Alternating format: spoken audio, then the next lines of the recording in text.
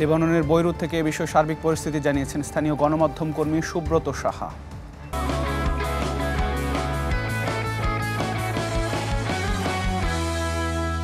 এই মুহূর্তে আমি যেখানে দাঁড়িয়ে আছি ঠিক আমার পিছনের অংশটি 5 থেকে 6 কিলোমিটার দূরে লেবাননের দক্ষিণাঞ্চল অর্থাৎ দাহি এলাকা থেকে শুরু হয়েছে লেবাননের দক্ষিণাঞ্চল, এবং এই দক্ষিণাঞ্চলে গতকাল রাতে অর্থাৎ সোমবার রাতেও কিন্তু ইসরায়েল ব্যাপক হামলা চালিয়েছে, ব্যাপক ধ্বংসযজ্ঞ সেখানে সৃষ্টি করেছে।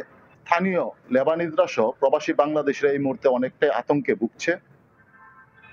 আর আমার ঠিক মাথার উপরে ড্রোন বিমান দেখা না গেলেও ইসরায়েলি ড্রোন এর শব্দে আমরা বুঝতে পারি যে ইসরায়েলি ড্রোন 24 ঘন্টায় পুরো লেবাননকে তারা নজরদারি করছে। আরো অনেক প্রবাসী আছে এখনো নিরাপদ আশ্রয়ের খোঁজে তারা হন্যয়ে ঘুরছে। আর আশ্রয় শিবিরগুলোতে যে এখন পর্যন্ত কতটা নিরাপদ সেই ব্যাপারে কিন্তু তারা চিন্তিত, কারণ ইতিমধ্যে লেবাননে ইসরায়েল বিমান হামলার পাশাপাশি স্থল আক্রমণ শুরু করেছে এবং পরিস্থিতি পরবর্তী কোন দিকে ধাবিত হয় সেই ব্যাপারে কিন্তু প্রবাসীরা অনেকটা উদ্বেগ প্রকাশ করেছে।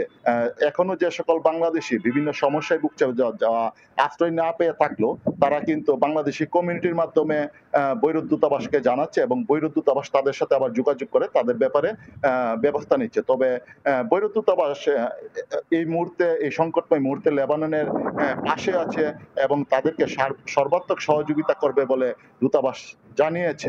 আবার অনেক প্রবাসী জানিয়েছে যে তারা ইতিমধ্যে এই মুহূর্তে দেশে ফেরত যেতে চায়, কিন্তু এই মুহূর্তে যেহেতু বাংলাদেশের সাথে লেবাননের সকল ধরনের বিমান চলাচল বন্ধ রয়েছে, সেহেতু কিন্তু এই মুহূর্তে কোনো বাংলাদেশে যাওয়া সম্ভব নয়।